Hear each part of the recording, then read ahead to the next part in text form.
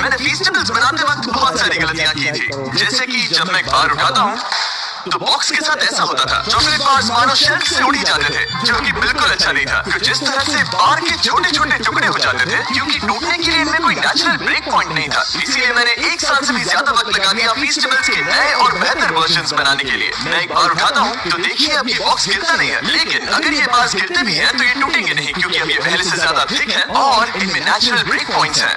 हमने 100 से भी ज्यादा टेस्ट टेस्ट किए हैं, वो भी हजारों लोगों के साथ, और इस फॉर्मूला का टेस्ट पहले से बहुत अच्छा है। लेकिन नए फेस्टिवल्स में भी कुछ प्रॉब्लम्स थी, जैसे कि इन्हें देखिए, इन दोनों फ्लेवर्स के बीच में डिफरेंस पता करना बहुत मुश्किल है। जितनी दूर से देखेंगे ये पता करना उतना ही मुश्किल हो जाता है कि कौन सा मिल्क चॉकलेट है और कौन सा आमंड। इसीलिए लोग फ्लेवर्स में कंफ्यूज होते हैं। और आपको तो पता ही है कि हम ककाओ एथिकली सोर्स करने के लिए फार्मर्स को लिविंग इनकम रेफरेंस प्राइस देते हैं, 100% fair trade certified beans use करते हैं और फार्म्स में चाइल्ड लेबर को रोकते हैं। और इन बॉक्सेस को देखकर आपको इनमें से कुछ भी पता नहीं चलता।